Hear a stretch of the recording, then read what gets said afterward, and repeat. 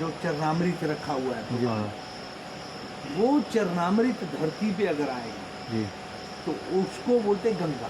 जी वो चरणामृत जो भगवान का है, वो धरती पे जब आएगा तो वो यहाँ से अनहगा निकलेगा। चलो, अब वो राजा थे, उन्होंने अपना बच्चा बैठाया किसी ने गद्दी पे, और वहाँ से उठे और वो चल दिए कि तुम बेटा राज करो, हम बुजुर्ग हो गए, अब हम अपने पितरों को उतारने के लिए तपस्या करने जा रहे हैं। तो ऐसे कईयों ने किया, राजपाट किया।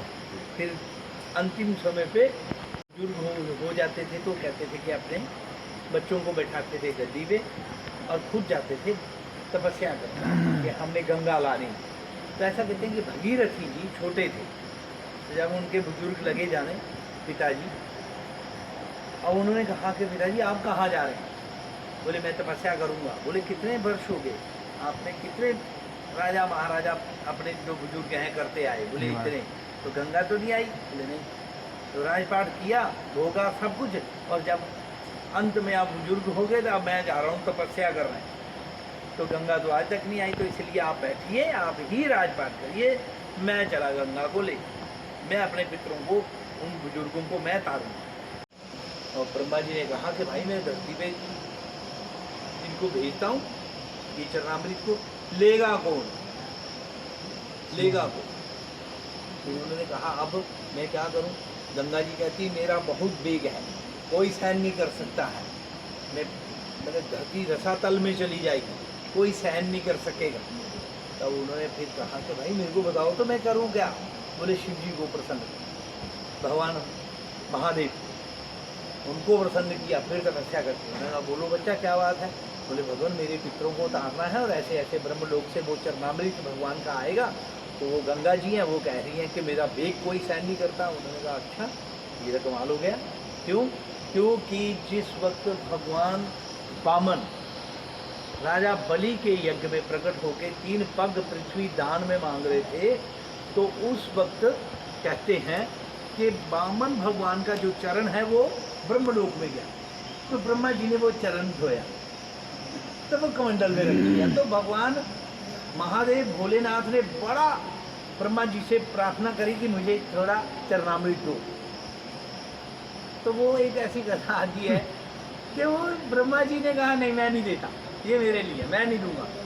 आज वही चरणामृत पूरे जगत के कल्याण के लिए गंगा माँ के रूप में धरती पे आ रहा है, और वो सबकी भलाई के लिए होता है, इसलिए ब्रह्मा जी को देना पड़ेगा, नियम है।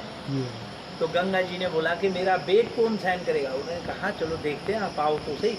आई, भगवान भोलेनाथ जी ने जटाओं का जो एक रूप बनाया इतना अलग से कि गंगा माँ को उसी में लपेट के और बैठ गया।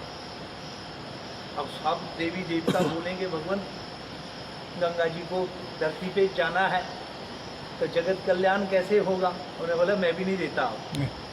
ब्रह्मा जी को पूछो इसने क्यों नहीं दिया था, इनको क्या हो गया था, इनको पूछो इनको हुआ क्या था कि मैं नहीं देता। तो अब मैं कहूँ कि मैं नहीं देता, तो अब उधर से वो बेचारा बच्चा परेशान हो रहा है भगीरथ, वो कह रहा महाराज मैंने मेरा क्या कसूर है जैसे मोनू का है, बिन्नी कह रहा मेरा क्या कसूर है, बिंडू कह रहा, बब्बी कह रहा, सारे कह रहे मेरा क्या कसूर है, तो कसूर किसी का भी नहीं है। तो ऐसे ही फिर जो है भगीरथ जो है बड़ी प्रार्थना करी, तो भगवान भोलेनाथ जी प्रसन्न हुए। गंगा माँ को भी लगा कि हाँ मेरा वेग सहन करने वाला है कोई। तब उन्होंने बोला भाई मैं इसको पूर्ण रूप से किसी को नहीं दूंगा, मैं अपनी जटा में से एक बूंद निकालूंगा, बस एक बूंद निकाली, वो धरती पे जैसे आकाश मार्ग से आ रही थी तो उसके 3 बूंदें हो गई आकाश मार्ग से आते ही। एक बूंद गिरी गंगोत्री में, जहाँ गंगोत्री मैंने गंग उतरी, जहाँ गंगा उतरी उसका नाम पड़ा गंगोत्री। एक गई कुबेर जी की नगरी है बद्रीनाथ जी से 20 किलोमीटर आगे जाकर के, जिसका नाम है सतोपंथ अलकापुरी। अलकापुरी में जाके गिरी तो उस जगह में से वो बनी अलखनंदा। वो अलकनंदा बह करके, और एक गई पाताल वासियों के लिए, पाताल के लिए, क्योंकि वहाँ पर वामन भगवान का कहते हैं कि बड़ी कृपा है पाताल वासियों पे, क्योंकि भगवान वामन जो है पाताल लोक में भी रहे। वहाँ राजा बलि का निवास है। विरोचन कहते हैं, विरोचन के पुत्र प्रहलाद जी के नाती, भक्त प्रहलाद के जो बेटे हुए विरोचन, उनके पुत्र जो हैं विरोचन के पुत्र राजा बलि, उनका राजपाट है। तो राजा बलि के वजह से वामन भगवान आए, तो उनके लिए पाताल वासियों के लिए भी वो वाला चरणोदक जो भगवान वामन का था, वो वहाँ पर उनको भी दिया गया कि आपके कल्याण के लिए भी, क्योंकि गंगा वास्तव में जो है पूरे जगत के कल्याण के लिए, समाज की भलाई के लिए इस धरती पे लाई गई। तो भगीरथ जी आगे शंख बजाते हुए चले, तो जितने भी लोग थे उस वक्त, इस बात को सब जगह पे बताया गया कि जिनके भी पितर हैं, जिनका भी कोई ऐसा शरीर छूट गया है, तो वो अगर स्पर्श करवा दे गंगा जी को तो उसका बेड़ा पार हो जाएगा, वो स्वर्ग में चले जाएंगे।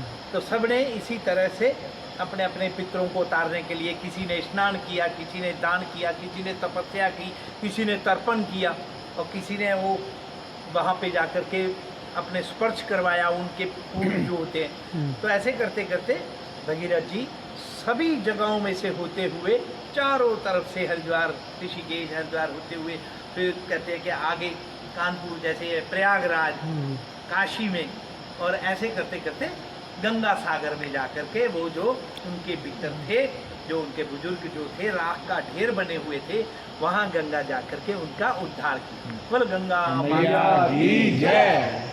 ये है गंगा माता का प्रभाव कि आज अगर तीर्थ किसी तरह से बना तो इतना आसान नहीं है, नहीं महाराज, इतना मजाक नहीं। कईयों ने तपस्या करी, कईयों ने प्राण दिए हैं पहले, फिर गंगा आई तपस्या से।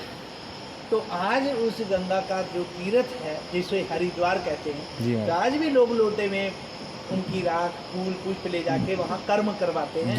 ये धारणा है, मन में भावना है कि इस तरह से करने से हमारे जो पितर हैं, हमारे जो बुजुर्ग जिन्होंने शरीर छूटे, या जो भी घर का जो व्यक्ति जाता है उसको वहाँ जाकर के मुक्ति मिलती है, स्नान करते हैं, स्वर्ग मिलता है। तो इस तरह से यहाँ भी पावनपुरी टोनी में सबने अपनी अपनी तपस्या करनी है, तब जा कर के वो तीर्थ बनेगा, नहीं तो ऐसे नहीं बन सकता है। अकेला बाबा, अकेला कोई कहे कि बाबा बना देगा, बाबा नहीं बना सकता है, ऐसा नहीं होता है। बहुत कुछ करके, जब बहुत कुछ मर के तब तीर्थ बनते हैं। तो इसलिए सब लोग जो हैं अपना अपना योगदान करें।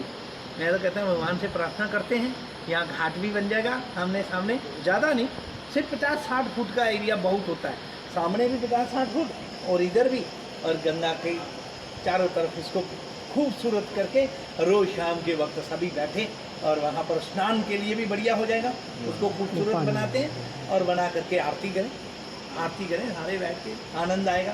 तीर्थ ऐसे ही बनता है ना।